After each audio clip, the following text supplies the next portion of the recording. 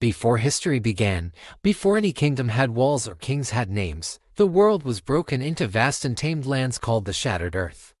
Winds howled like wolves, mountains breathed mist, and ancient stars burned closer to the ground than they do now. It was a world ruled not by kings but by tribes. 3 of these tribes were feared and celebrated above all others: the Fangborn, the Ashwalkers, and the Tideclave.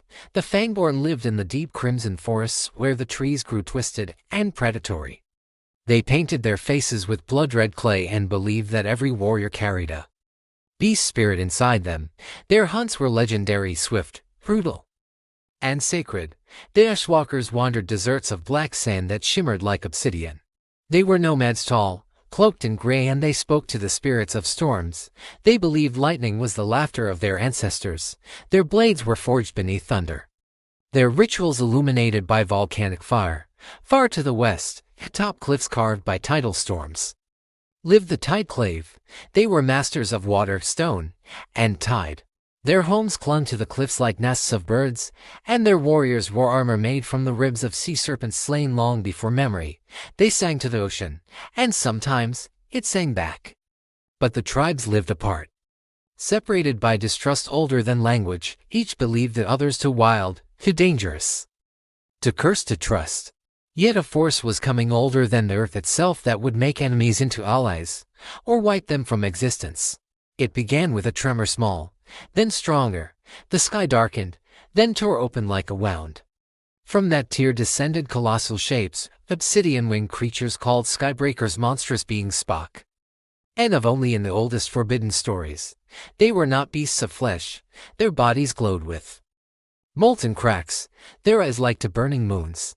They fed on life, on memory, on the breath of the living. The first attack struck the Fangborn forests. Trees split as if cleaved by thunder, and warriors vanished in spirals of burning wind. The Fangborn War Mother, Kayla of the Red Hunt, challenged the Skybreaker herself. Her spear struck true, but the creature merely roared, shattering the ground beneath her feet. To the south, the Ashwalkers saw storms behaving unnaturally. Lightning bent upward. Sand spiraled in shapes that looked like screaming faces. Their storm seer, Arkan the Veilstorm, fell into a trance so deep the tribe feared he had died. When he awakened, his voice shook like the wind. The world devours itself. Only unity can preserve the flame of life. The Tideclave were attacked next. Waves rose to impossible heights, shaped like claws. Sea serpents leapt onto the cliffs, fleeing terror below the ocean's surface. In their temples, water pulled upward into the air, forming symbols matching the Fangborn and Ashwalker runes. The Tideclave High Matron, Suri Dawnwave, gathered her council. If the ocean itself calls to strangers, she said, we must answer. For the first time in 1,000 sun cycles, the 3 tribes felt the same fear. On neutral land, a barren valley where nothing grew, the tribes gathered.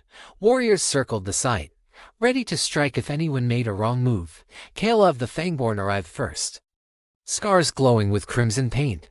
Arkan of the Ashwalkers stepped from a storm cloud. Suri Dawnwave approached last, her cloak shimmering like water.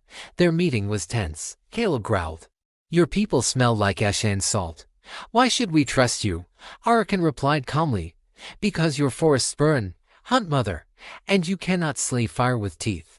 Suri lifted her staff, the symbol of tides. The Skybreakers do not conquer land or sea. They consume worlds. They will not stop. Silence fell across the valley. Warriors shifted uneasily. Arkan then revealed what he had seen in his trance. The Skybreakers were only the beginning. Something far older, far more destructive, stirred behind them, a colossal entity known as the Void King, a being that devoured worlds whole. To stop it, the tribes had to find the heart of the earth, an ancient source of power hidden inside a labyrinth beneath the world. It had been sealed away ages ago, waiting for a time when the tribes would stand together. Kayla spit defiantly, unity is a dream for children, but extinction is real. And so, with grim determination, the alliance was forged. Their journey began at the Maw of Stones, a fissure so deep that torches could not touch the bottom.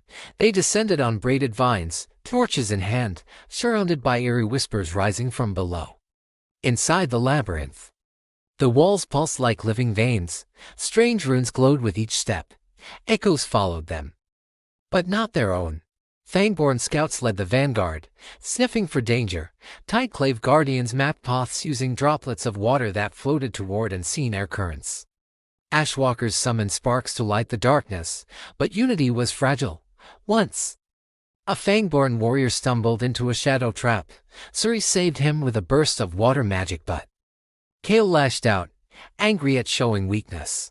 Later, Ashwalker storms seared a passage open, but Fangborn hunters accused them of attracting unwanted attention. Still, when ghostly beasts attacked a pack of skeletal wolves with voices like rusted bells, the tribes fought together. Fangborn spears struck true. Ashwalker lightning split the beasts apart, and Tideclave shields protected the wounded. Deeper still, they reached the Chamber of Mirrors, where reflections moved independently, whispering doubts. You cannot trust them. They hunger for your lands. You walk with enemies. Only when Kayla shattered her own reflection, proving she would face truth rather than fear, did the illusions fade. United, they pressed on. At the labyrinth's core lay a colossal crystal pulsating with molten light, the heart of the earth. Its glow was both warm and terrifying, like holding the sun itself. Arakan stepped forward. This power must choose us, not the other way around.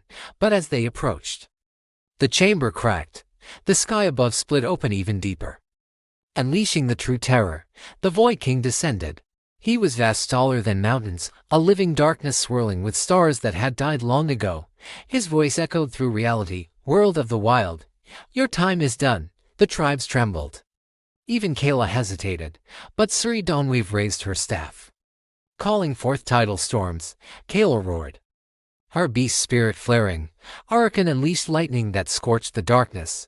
Still, the Void King laughed. Their powers alone were nothing. Only the heart could stop him, but it required a unity deeper than alliance. It required trust.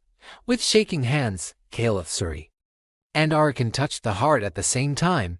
The chamber exploded with blinding light. The heart responded. Through the three leaders, its ancient power surged into every warrior present. Fangborn gained blazing spirit forms. Ashwalkers commanded storms with their breath. Tideclave shaped water into living armor. Together, they soared upward through the shattered sky and faced the Void King. The battle shook mountains, split oceans, and cracked the heavens. Lightning carved holes in the Void King's shadow. Tidal beasts made of pure water tore pieces from him. Fangborn warriors, blazing like living comets, struck at his core. Finally, Kayla, Suri, and Arakan formed a circle around the monster, channeling the heart's power. It condensed into a single beam of light, the light of unity, and pierced the Void King's heart. He shrieked, crumbled, and dissolved into stardust. The sky healed. The earth breathed again. When the tribes returned to the surface, dawn was breaking, a dawn brighter than any they had seen. The shattered earth felt whole, as if the world itself sensed a new beginning. Kayla, once fierce and solitary, declared, "Let the wild be shared." Suri proclaimed, "Let the tides carry us forward together." Arakan whispered, "Let our unity be a storm that never dies." And so the wild tribes, once rivals, entered a new age, not as enemies, not as strangers, but as keepers of the new world.